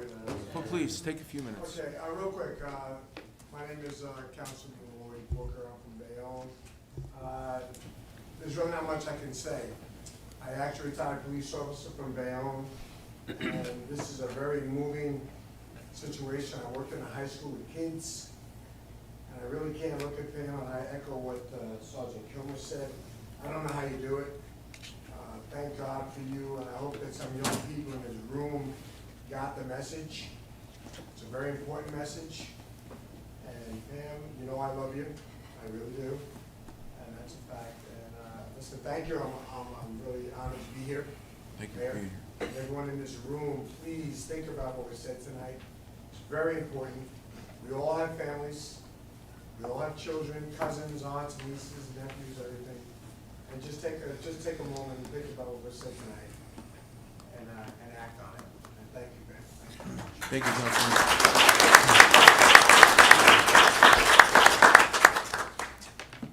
Chief Ralph, our brother. Thank you, Mayor. The first time I saw Pam's presentation was at the Police Academy, and I can tell you it was probably one of the most dynamic presentations that I've seen. And I said to her at the end of the presentation, I really don't know how you can get up many times over to give this presentation and relive this every time she does speak about this. But to me, I believe that this is a form of rehabilitation for Pam that really helps her get through the day. And again, we've had some guest people come into the police academy, and one gentleman was from the International Association of Chiefs of Police, which is an international organization of chiefs of police. And Pam has been asked to write an article in the December magazine about her trials and tribulations regarding this tragedy. And he was so impressed that he's also invited her to the convention, which is upcoming. And another gentleman had stopped in at one of her other presentations, and he was from the New Jersey Division of Traffic and Highway Safety. And Pam is also a spokesperson for the state of New Jersey as well. She has built this and taken this tragedy to a whole different level. And I think awareness is key, but again, we must be on top of our game each and every day. I'd just like to thank Pam for being here tonight, all the mayors, all the elected officials, and especially each and every one of you tonight. Thank you.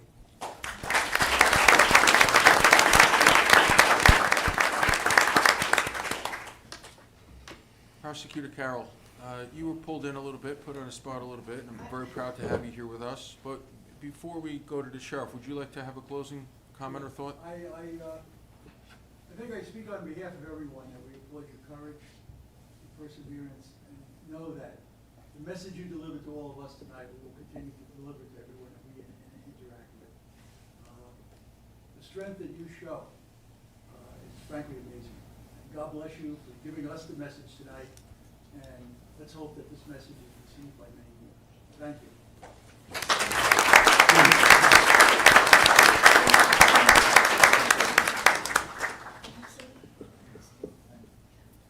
Morris County Sheriff James Gannon. Yeah, thanks, Ace. You know, prosecutor hit it right on the head, right? You want to talk about heroism, you want to talk about courage, right? You open up the dictionary, I think your picture's there, Pam. I like the fact that I'm a homicide detective for 17 years. I came from that world, and I heard your presentation, and the one thing I loved in it was you didn't mention his name. It's not about him. It's about your family. And homicide cops get that. Prosecutor's a homicide prosecutor. That's a quirkiness that people say, but he's not deserving of that, right? So I think that's, you hit it right. You couldn't have done any better with that. You made us all better by your presentation tonight, Pam. The teen drivers, you know, I got to give that hockey team a lot of credit, right? Too many times in the world we hear of things that aren't going right. This is an indicator right here of things that are going right in this town. Yeah. I think we should applaud them for doing that.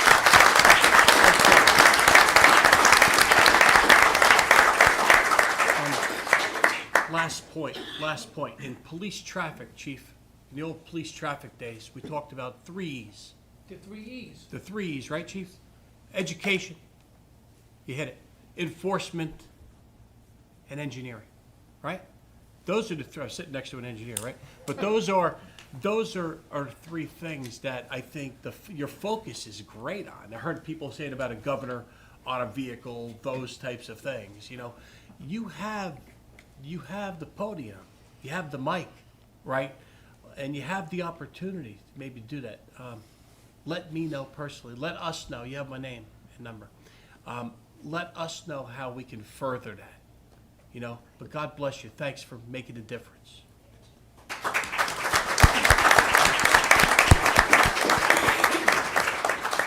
Commissioner Steve Shaw.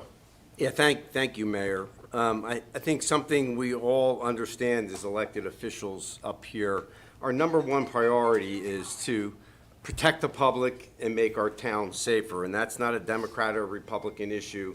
That's something that we're all striving to do in our individual communities, in my case, in the county. But something you realize very early on is you cannot do it alone. You need to form partnerships to do that.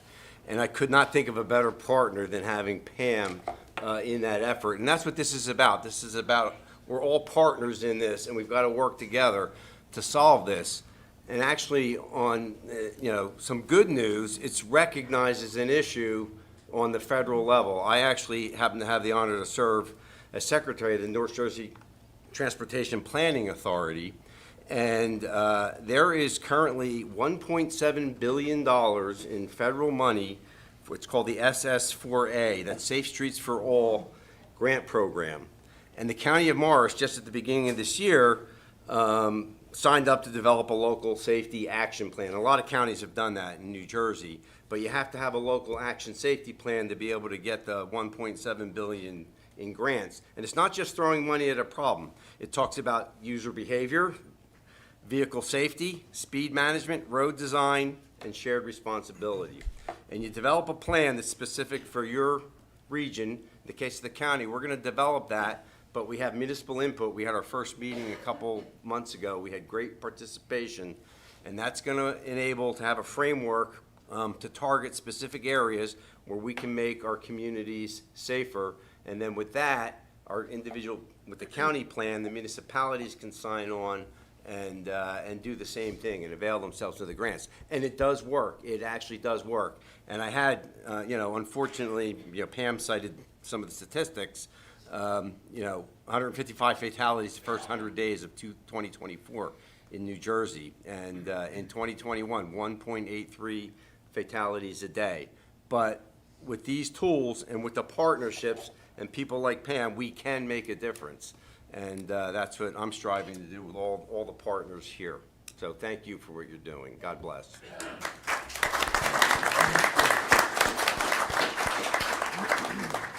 Chief Jack. Thanks, Ace. Just got to compliment you on, this is a great job. This is a great emotional presentation. Pam, God bless you. You are truly a survivor. And this is your call. I have a lot to say, but I'm not going to say a lot. Mayor Jimmy Davis said, we're doing nothing about it. She's doing something about it.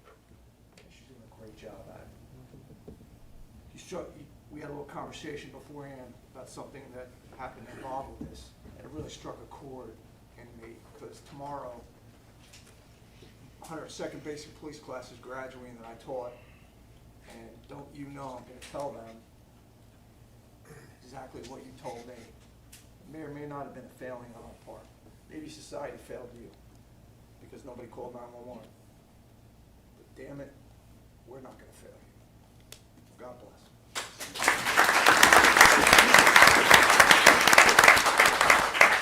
Mayor Jason Carr. Well, Pam, thank you very much.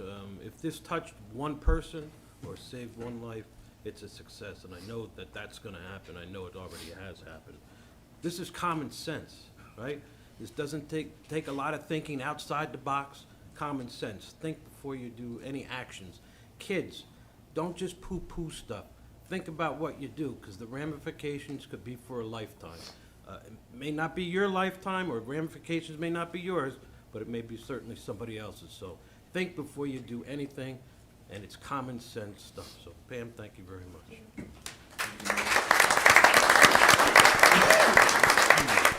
Mayor Jimmy Davis, I want to say, before you take the floor, it's an honor to be on the dais with you. It's my honor. And thank you very much for coming out. I'm going to stand because my back is killing me. Before I became mayor, I was a police officer in the city of Bayonne. I did 28 years, retired as a captain. I did 3 years in homicide for the Hudson County Prosecutor's Office as a detective assigned there from Bayonne.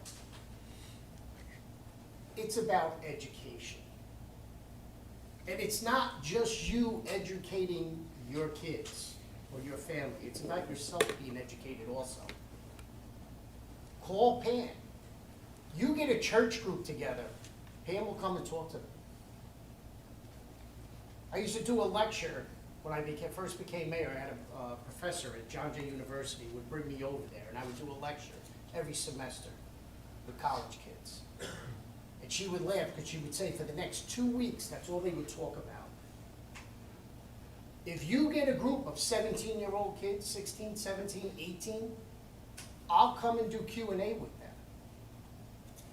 Because they can't stop learning. And we have to be the ones that give them that information.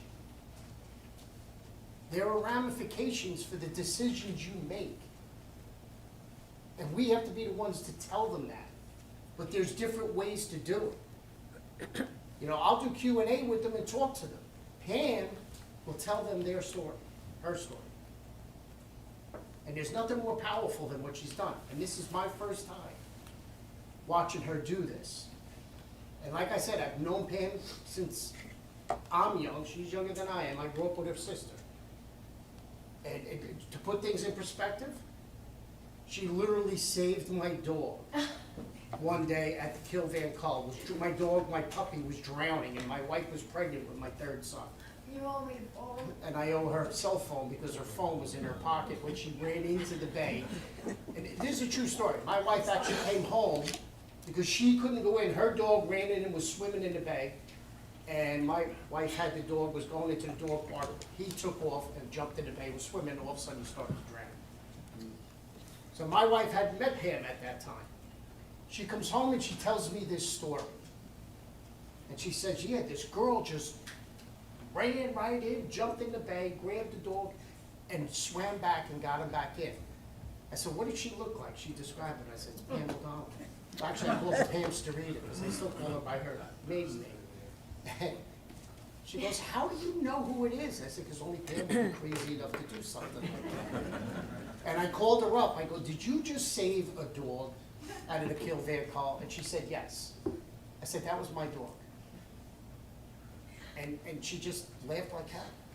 But that's how far back we go. But what I want to get back to saying is, it's about education. You get me a group of kids, I'll sit there and do Q&A with them.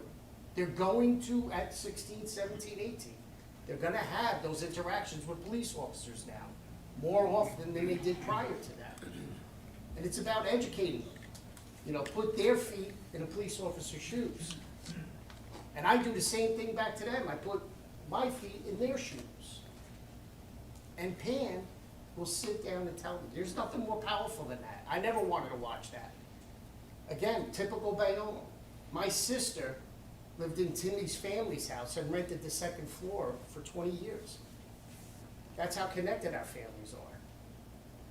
So please, don't ever stop thinking about educating. Don't ever take a moment that you have to educate. Every little incident, something. Talk to your kids. You have to talk to them. Talk to them about suicide. Talk to them about driving, distracted driving. Because if they don't hear it from you, they're not going to believe it. So please, anything you need, reach out to Pam, reach out to me. Whatever you need, we will come up here, we will do this.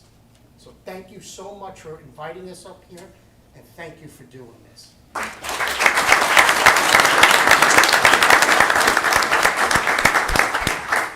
Florham Park Mayor Mark Taylor.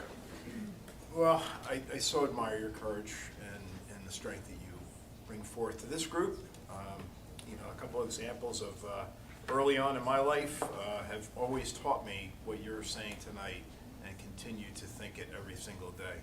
I've saved this article from 1978, from when I graduated high school. These two young ladies went to Whippany Park. I went there for auto mechanics, and I got to meet them, knew them very well. They both were killed right on Whippany Road after visiting Dizzy Duncan's in the Morris County Mall that evening. So I always have that one in my memory. And then my very dear friends and neighbors lost both their children 23 years ago on the Garden State Parkway due to a drunk driver. Thought their daughter was upstairs sleeping because their daughter went to pick up the son who was too drunk to drive home. They spun out on the parkway and a drunk driver killed them. So I always have these examples, and another one to lay into what you're doing tonight, I think just helps both the young people that are in the back and the parents that are here, that when you leave your kids or put your kids in a car, be sure they know what they're doing. And I thank you for what you did tonight very much.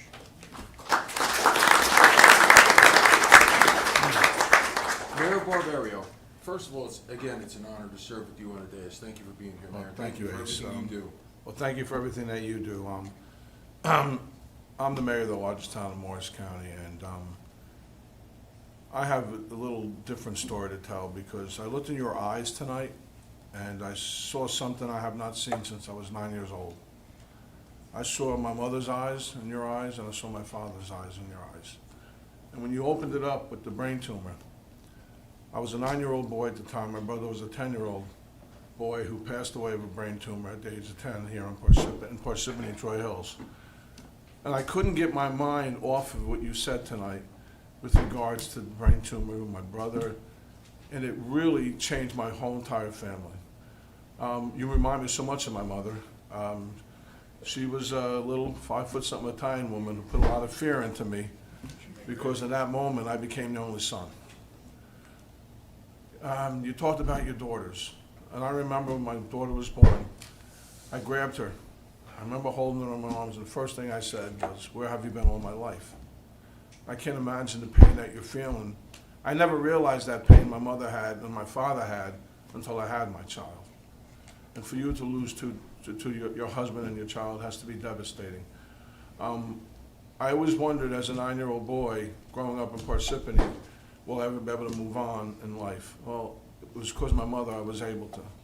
Not only you were an example for law enforcement, you were also an example for parents like me. A huge example. And when I saw your eyes tonight, I swear I saw my mother's eyes in your eyes.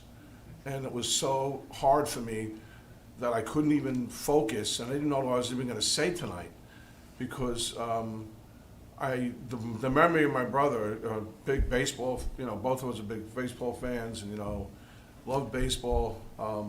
And what I do remember when you were talking about the brain tumor, I remember when my brother was at his funeral in his wake, my best friend's father got the San Francisco Giants baseball team to sign a baseball for him because he was a San Francisco Giant fan. For me, as I'm the police director, which I don't know what that means, gentlemen, but it means that I oversee the police department, but it is about education. Everybody has said all that. But for me tonight, you brought back my childhood, and I appreciate that because it's not something that I want to forget. I remember when I first became the mayor, they asked me, these organizations came into town hall and asked me to Relay for Life for Cancer, and I refused it, and they couldn't figure out why. I refused it because I didn't want to remember the pain that I had as a 9-year-old boy, because I was very close with my brother. But you brought that memory back, and for you, I thank you for that, because it's a wonderful memory. I had wonderful parents, but like I said, I saw my mom's eyes and dad's eyes in your eyes, and you know what? That's still, I'm giving you a hug.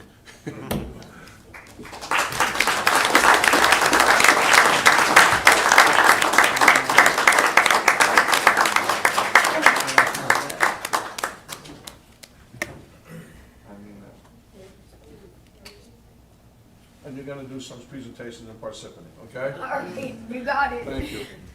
Can't say no to that. I want to thank you for allowing me to be part of this. I'm honored to be part of all the mayors, even the Bayonne mayor, first time I met you. Nothing, no, Bayonne's a little further away, but that's okay. But Pam, I really am very interested in you coming to Parsippany. We have a large school system that we've lost just 2 weeks ago. We lost somebody in Parsippany, so I'm looking forward to having you. Thank you.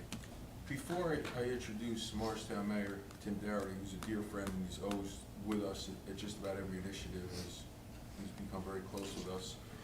I just want to represent East Hanover Mayor Joseph Panullo. He couldn't be here tonight because he had to go to a wake. But me and him had quite a chuckle about East Hanover, Hanover Township, and Bayonne today. And Mayor, you're going to appreciate this. Mayor Panullo always brags that there's only one traffic light between East Hanover and Florham Park. And if there's only one traffic light between Florham Park and Hanover Township. Between Florham Park and Bayonne, there's only one traffic light. Between East Hanover and Bayonne, there's 2 traffic lights. And I can tell you where they are, because don't forget we have the silver bullet jumping on 24 and 78 and going right over the turnpike and then 14A. My house is 2 traffic lights. So we are very, very close in many, many ways. And there's no boundaries anymore. But saying that and representing Mayor Panullo, who's a dear friend of ours and he's with us at everything, he really wanted to be here. He said he was going to try to get here, even if he just got to say hello to you. But East Hanover, it's only 2 traffic lights. Again, Florham Park, 1. Mayor Doherty, any thoughts? Sure. Thank you for your presentation and for your honesty and for your courage. I decided to come tonight. I mean, I could have made an excuse. It's my son's birthday. We had early dinner and with my granddaughter and his wife and my wife. And one of the things that Ace or Linda pushes is this is an important thing to come to, Mayor. And I got to tell you, I am so grateful that I came to hear you. And I'm only going to say one thing, and maybe it's a little hope. So last week I stopped in I always tend to stop in our courts because people get so nervous about municipal court, and if you knew my childhood, I was in municipal court all the time. So, and the prosecutor's shaking his head. 'Cause my sister- But, and I talk to people all the time. I tell them, don't be nervous, it's only municipal court. And there was a mom and a teenage son there, and I knew the mom. And I said, what are you here for? I was talking on my cell phone. And the cop pulled him over. And the cop gave him a ticket. So there is enforcement. Yeah. And my town is a very busy young town. And we are experiencing distracted drivers all the time. And we constantly talk about it at our council meetings, that it's a changed world. You can't depend on people stopping. They're on their phones. They're looking down. They're texting. They're doing things like you would not normally do 30 years ago, 15 years ago. And we experience it every day. And I can tell you that I will bring this message back to my police chief, my public safety director. And we have a fairly large police department for a 2.5 square mile town, if you know Morristown. And it's something I think that it should be shown to all police departments, and you should have I these would love to do that. classes. I just did 10 weeks of East Brunswick in service. I think it's I important. would go there in the morning and do there before they went on their Mary Lane and then so I would be more than honored. Well, be prepared for a call from You Police got it. Chief Darnell Richardson, because I think it's important that our police department hears this, and our public hears it, because it is truly a moving experience. And there's words that really can't say what can I really feel, but I just want to thank you, and thank you for your courage and what you've brought to this audience and to all of us here at the Dice. And thank you, Mayor, for inviting me.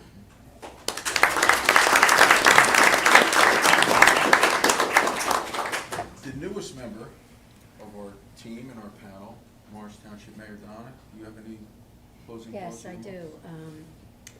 I don't know, Pam, if you noticed a little bit with times when you turned around and you looked at me. I felt at moments when we kind of locked eyes that maybe you could even read that, fortunately not my own kids, but I've been through this experience. On my daughter's birthday, which is August 2nd, years ago, her best friend, who had just turned 17, had her license for 2 weeks. And my daughter and Casey's younger sister, who was 2 years younger, were walking away from the car. Casey pulled out to make a left. A car was coming this way, hit the car. She was instantly killed. It's a 19-year-old driver who, it was not her fault. So when you talk about all the lives that are affected, in Casey's family, she was the oldest of 4 girls. Her youngest sister is married to one of my sons. But I'm telling this story because distracted driving, and especially in young people, it's bad enough that all of us need to follow all these examples, but especially in young people. You should remember to be that kid, be the one in the car, like even if everybody's just fooling around, to say, you know what, everybody like settle down because so-and-so is ever driving, can't concentrate. If you be that kid who says to a friend, who says, or even if you're in your 20s, I just had like a drink or two, I'm good. Say, no, you're not. Be that kid. Don't be afraid to stand up and do that, because textbook to what you said, those examples, like Casey's younger sister, 3 years later was hospitalized for being suicidal. Thank God she's okay today. And what the people left behind have to go through, you never really get over it. So again, that's my message. I want to thank you, Mayor Gallagher, for including me. And I also want to make this point, especially to the hockey players in the back. Be that kid, because you know what sticks out means, right? You know what sticks out means after the Humboldt hockey team was 16 players were killed out west. Hockey players put their sticks out whenever there's so don't let that be your situation. So thank you very much.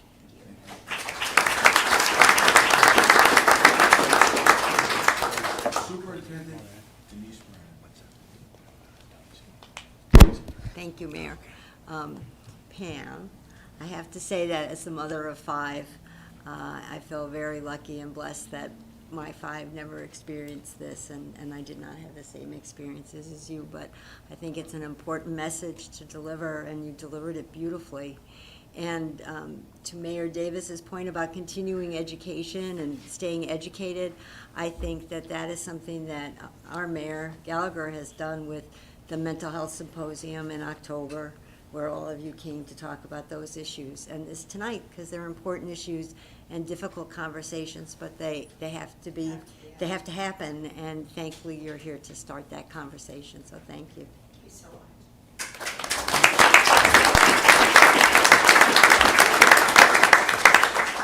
Before I close out the meeting, with a final comment, I have a very serious ask for you, Bill Spadia. You see that our team is not a one and done. This is an initiative that has to really begin here in this area tonight. I appreciate you introducing us to Pam and this initiative, but you have the microphone with 1.5 million listeners. I don't. I got a big mouth. I know a lot of people's phone numbers, but I don't have 1.5 million listeners. But I'm going to straight up say I appreciate you being here. I appreciate you pushing it. I appreciate the introduction. And I'm going to ask if you'll help us with this initiative. Of course, 100%. We're here all the way. Thank you, sir.